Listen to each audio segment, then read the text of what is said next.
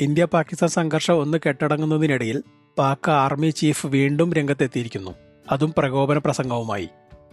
നേരത്തെ പഹൽഗാം ആക്രമണത്തിന് ദിവസങ്ങൾക്ക് മുമ്പും ഇതുപോലെ തന്നെയാണ് സംഭവിച്ചത്. ഇതാണ് പാകിസ്ഥാൻ സൈനികരും ഭീകരവാദികളും തമ്മിൽ വലിയ വ്യത്യാസമൊന്നുമില്ല എന്ന് പറയാൻ കാരണവും. മുനീറിന്റെ പഴയ പ്രസംഗത്തിൽ ഹിന്ദു മുസ്ലിം ഭിന്നത വർദ്ധിപ്പിക്കാനാണ് ശ്രമിച്ചതെങ്കിൽ ഇത്തവണ സിന്ധു നദീജല ഉടമ്പടി റദ്ദാക്കിയതിനെതിരെ ഇന്ത്യക്ക് നേരിട്ട് മുന്നറിയിപ്പ് നൽകുകയാണ് ചെയ്തത്. ഈ കരാർ റദ്ദാക്കിയത് എത്രയും പെട്ടെന്ന് ചർച്ച ചെയ്ത് പരിഹരിച്ചില്ലെങ്കിൽ പാകിസ്ഥാൻ ഇന്ത്യക്കെതിരെ ഏത് തരത്തിലുള്ള നടപടിക്കും മടിക്കില്ലെന്നാണ് ഊന്നി പറഞ്ഞത്. പാകിസ്ഥാനിലെ വിവിധ സർവകലാശാലകളിലെ ചാൻസലർമാരും പ്രിൻസിപ്പൽമാരും പ്രധാന അധ്യാപകരും പങ്കെടുത്ത വേദിയിലിരുന്നാണ് മുനീറിന്റെ ഈ ഭീഷണി. പാകിസ്ഥാൻ ഒരിക്കലും ഇന്ത്യൻ ആധിപത്യം അംഗീകരിക്കില്ലെന്നും വെള്ളം പാകിസ്ഥാന്റെ ചുവപ്പ് രേഖയാണെന്നും 240 ദശലക്ഷം പാകിസ്ഥാനുകളുടെ അടിസ്ഥാന അവകാശമാണെന്നും പറഞ്ഞതായി Inter service public relations report ചെയ്തു. ഇതിന് പിന്നാലെ പാകിസ്ഥാൻ പ്രധാനമന്ത്രിയും ഇതേ പ്രസ്താവനയുമായി രംഗത്തു വന്നു.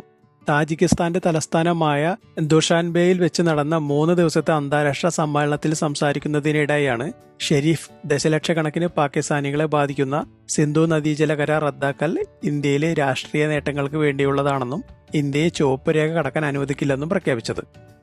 80ഓളം UN അംഗരാജ്യങ്ങളിൽ നിന്നും 70ഓളം അന്താരാഷ്ട്ര സംഘടനകളിൽ നിന്നുമുള്ള 2500-ലധികം പ്രതിനിധികൾ പങ്കെടുക്കുന്ന സമ്മേളനത്തിനിടെയാണ് ഈ വാക്കുകൾ എന്നത് ഇതിന്റെ പ്രാധാന്യം വർദ്ധിപ്പിക്കുന്നു.